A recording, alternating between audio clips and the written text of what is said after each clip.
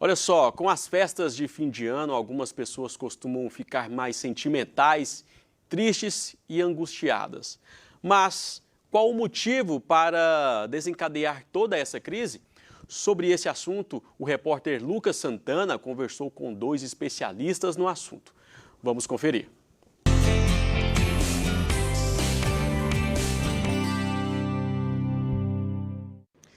Você já ouviu falar de dezembrite? Não! A palavra tem sido muito utilizada para explicar os sentimentos que afloram no último mês do ano. Festas, sentimentos de amor e alegria tomam conta, mas nem todo mundo fica nessa animação. Há quem sofra com muitas dores emocionais. Mas por que isso acontece? Para entender melhor o assunto, nós recebemos aqui dois profissionais que sabem tudo dessas emoções. O médico em saúde mental, Dr. Tiago Henrique, e o psicólogo Guilherme Silva. Sejam muito bem-vindos aqui ao Jornal Brasil Central. Obrigado pelo finalzinho convite, de Lucas. ano. Obrigado, Lucas. Olha, eu não sabia que existia esse termo dezembrite, mas, já trazendo um relato pessoal, é um sentimento que eu tinha até pouco tempo, principalmente depois que eu vim morar sozinho aqui em Goiânia. Pessoa que vem do interior, vem crescer na capital, não tinha muitos amigos até pouco tempo. Essa expressão, quem de vocês pode explicar para mim, surgiu a partir de que momento? Posso?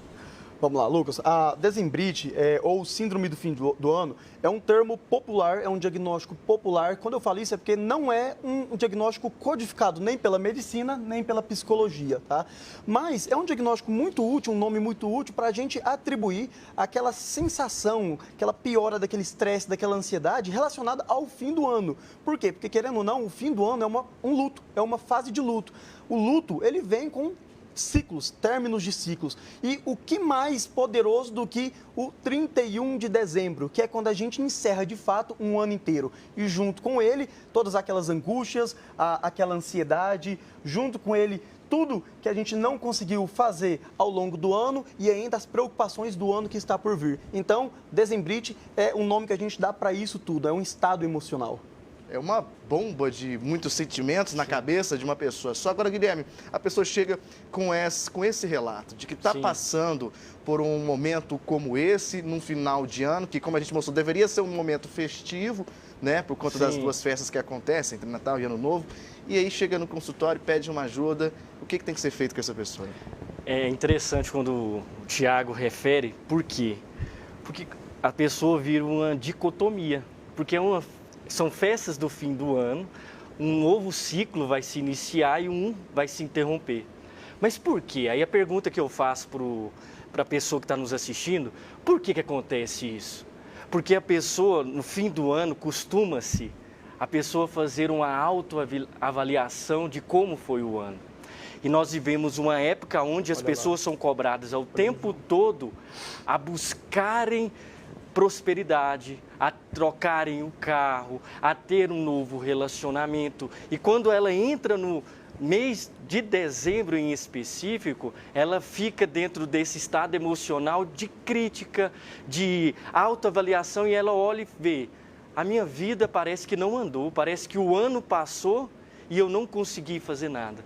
E muitos, Lucas, entram dentro do consultório, muitos jovens principalmente, por quê? Porque não passaram no vestibular, não foram tão bem no Enem, e eles chegam no consultório dizendo: doutor, a minha vida é um lixo, eu não sirvo para nada. Talvez você que está me ouvindo aí tenha essa fala, mas eu queria te convidar a pensar, a fazer uma autoavaliação. Será que de fato o ano foi ruim? Quando a gente olha para o ser humano como um todo, não são só o que nós conquistamos de bens ou a faculdade. Olha o ser humano que você está se tornando. O nosso convite aqui hoje é olhar para esse ser humano, não apenas com aquilo que ele tem, mas aquilo que ele é. É valorizar mais o ter do que meramente o ser. Agora, Guilherme, em que momento passar o paciente para o médico em saúde mental? A gente sabe que tem as diferenças aí, mas em que momento você perceberia que o paciente tem que ser tratado por um médico especialista em saúde mental? Isso é muito interessante, Lucas. Nós até desenvolvemos juntos, eu e o Tiago, um trabalho. Por quê? Vou te explicar. Nós identificávamos muito em escola, hoje eu tenho um projeto nas escolas que se chama O Amor que Contagia. Por que desse projeto? Porque eu percebia, Lucas, que muitos jovens, eles por falta de respaldo familiar, por falta de conhecimento até mesmo dos professores, eles estavam passando pelo momento de crise existencial que se agravava ou numa ansiedade ou numa depressão. E é importante a gente diferenciar porque quando eu indico a psiquiatria e nós andamos lado a lado, eu e o Dr. Tiago, nós somos amigos de consultório, mas também somos amigos da vida. E nós começamos a identificar o quê? Nós podemos andar juntos. Quando, então, que eu indico o tratamento para o Tiago? Quando essa pessoa, aquela tristeza, porque tristeza todos nós temos, é um luto que a gente passa, como o Tiago falou, é um fim de um ciclo, mas quando essa tristeza, ela prolonga a ponto da pessoa não querer mais sair do quarto. Eu costumo dizer algo interessante nas palestras, que quem nos conhece de verdade, Lucas, tem 2 objetos na nossa casa, o travesseiro e a nossa cama. A cama que recebe um corpo cansado e o travesseiro que acolhe as lágrimas. Quando essa pessoa, o travesseiro e a cama, usando essa analogia, esse simbolismo, quando isso se torna mais importante, melhor estar deitado do que estar relacionando com as pessoas, é aonde entra a psiquiatria no processo. É aonde eu tenho que, juntamente com o Tiago, nós identificamos e utilizamos de todos os meios da saúde mental para auxiliar esse indivíduo. Agora, doutor Tiago, esse finalzinho de ano também, a pessoa talvez tenha um quadro de depressão, está passando talvez aí por esse momento, essa síndrome, e final de ano também é propício para consumo de bebida alcoólica, né? A pessoa exagera demais e isso é um fator de risco, né? Com certeza.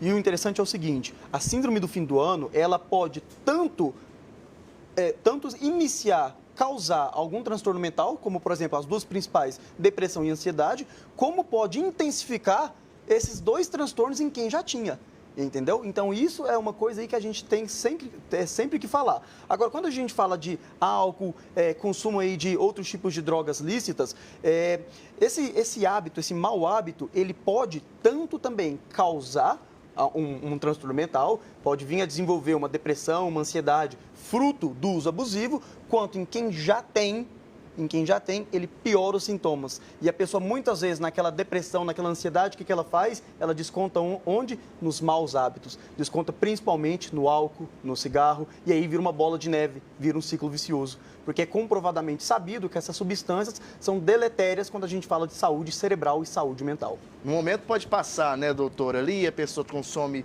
bebida alcoólica ou algum outro tipo de droga, ilícita ou ilícita, mas depois que passa esse efeito, a situação pode estar ainda pior, né? Na verdade, nunca é na hora. Porque quando a pessoa está sob o efeito do álcool, na verdade, ela está num estado legal, né? Ela fica animada, ela se sente bem. O problema é sempre o depois. O problema da droga nunca é a sua intoxicação, nunca é na hora ali, entendeu? Na hora ela não vai fazer nada com a sua cabeça, não a nível de saúde mental. O problema é depois, quando passa o efeito. E aí o que você já tinha, a sua ansiedade, a sua depressão, tende a piorar. Para uma pergunta para os dois, tanto para o médico de saúde mental, para o psicólogo, é a pessoa que está assistindo a gente nesse momento, mas não sabe o que fazer. Está sentindo, não sabe quem procurar, o que procurar, mas quer, de certa forma, não passar por isso. O que fazer, então? Eu costumo falar o seguinte, tá? O psiquiatra, o médico da saúde mental, ele não é melhor que o psicólogo e o psicólogo não é melhor que o médico da saúde mental. Esses 2 profissionais são uma dupla, não é, Guilherme? Sim. Como se fosse o ortopedista e o fisioterapeuta. São 2 profissionais com formações separadas, mas que são fundamentais no tratamento da saúde mental. E não só no tratamento, mas na prevenção de transtornos mentais. Então, se você acredita que de fato precisa de ajuda, e quando você vai precisar de ajuda? Quando nós temos aí 2 características essenciais. Todo transtorno, toda condição, para ser uma doença, ela tem que causar sofrimento e, acima de tudo, disfuncionalidade. Ou seja, a pessoa deixa de ser funcional no seu dia a dia. Quando você tem uma dessas 2 situações, aí é na hora da gente entrar. Sim. Não um, não o outro. De preferência, os 2. Cada um tem seus objetivos separados, mas o foco é o mesmo, saúde mental. Tá certo. Para você que está nos ouvindo, talvez você está ouvindo tudo isso e perdeu já a esperança. Nós temos trabalhado, tem até um método que nós criamos que se chama ápice. Quando a pessoa está nesse processo de... Você sempre vai lembrar dessa palavra, ápice, método ápice. O que significa, Guilherme? AP vem de aproximação. Se você sente que você está ficando mais afastado de quem você ama, aproxime dessa pessoa. Nós temos muita dificuldade de falar das nossas dores emocionais.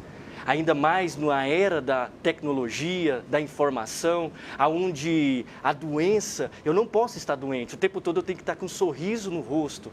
O nosso convite aqui, nós viemos aqui para dizer para você, há esperança.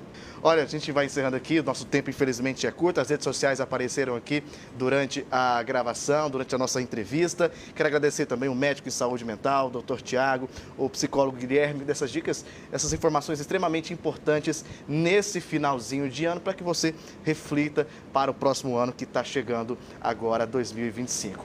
Agora a gente segue com o Jornal Brasil Central.